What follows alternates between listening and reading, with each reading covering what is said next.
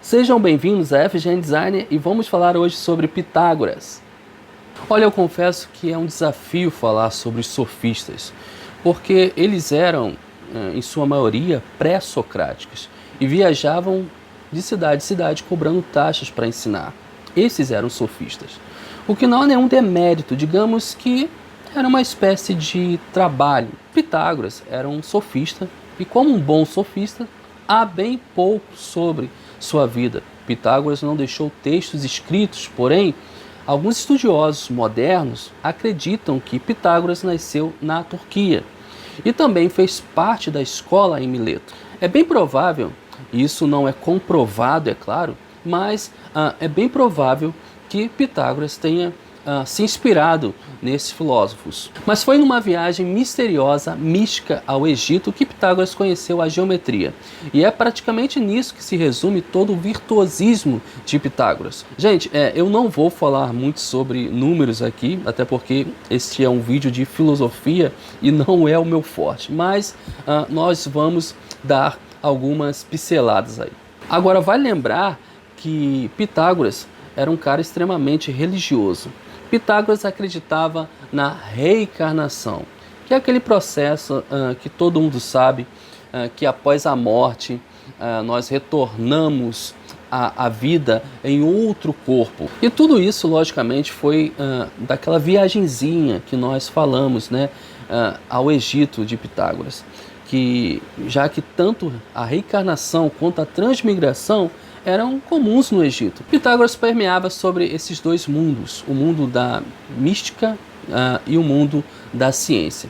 E foi no método de contemplação, sabe aquela coisa, né, de ficar olhando, apenas assistindo de maneira desinteressada, o que os filósofos gostavam muito? Pois bem, foi nessa onda que Pitágoras encontrou a matemática.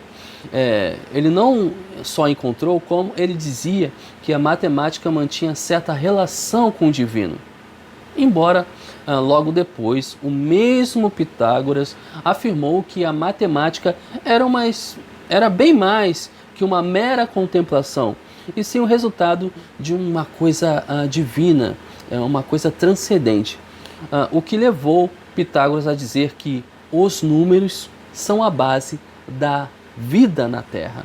Repetindo, os números são a base da vida na Terra. Pitágoras propôs que, a partir de um ponto, as formas davam uma finitude ao universo vazio, ordenando-o, dando tamanho e formas reais a tudo o que veio a existir. É isso aí, galera. Então, agora, sobre o Teorema de Pitágoras, antes é bom ressaltar que os egípcios, que eram feras também, que nós estudamos pouco sobre eles, né? Bem antes de Pitágoras, já haviam descoberto que todo triângulo tem um ângulo reto. Pitágoras pegou essa ciência e meio que a aperfeiçoou, ou seja, partindo desse princípio, Pitágoras descobriu o fortíssimo e famosíssimo Teorema de Pitágoras, que diz que o quadrado da hipotenusa é igual à soma dos quadrados dos catetos. Repetindo, o quadrado da hipotenusa é igual à soma dos quadrados dos catetos. E isso era assim, tipo universal, não tem como fugir disso até hoje. E diante de uma coisa tão perfeita e lógica, é claro que os pitagóricos atribuíram essa descoberta aos deuses. Logo depois, a escola de Pitágoras, nessa relação entre geometria, número e religião, descobriu também os números quadrados e cúbicos. Agora, finalmente, a relação de Pitágoras com a música. Pitágoras foi um dos estudiosos que descobriu as notas musicais. E essa também é uma das questões fascinantes do estudo em Pitágoras. Pitágoras dizia que a música, o som, tinha a ver com o tamanho dos objetos que o produziam. Nisso, ele criou um instrumento chamado monocórdio, ou, para nós brazucas aí, né, um instrumento com uma corda, com uma única corda, que não foi o primeiro instrumento, tá, gente?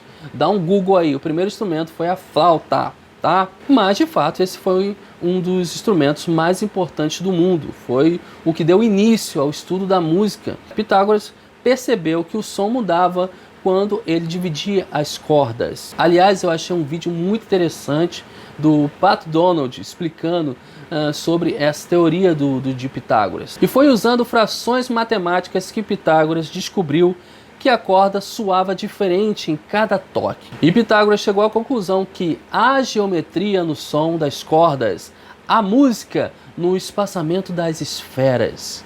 E isso é lindo demais. Enfim, galera, Pitágoras é esse oceano de conhecimento, místico e racional ao mesmo tempo. Um filósofo brilhante, repetindo, nós não sabemos até que ponto isso tudo é verdade, se todas essas teorias vieram realmente de Pitágoras. Mas uma coisa é certa, o estudo em Pitágoras é de suma importância para a filosofia. Pitágoras é envolvente, Pitágoras é fascinante, Pitágoras é filosofia da arte. Bom, gente, eu vou ficando por aqui. A única coisa que eu peço a vocês é que se inscrevam e dêem um like aí pra gente. E muito obrigado por me aturarem. Até a próxima. Valeu!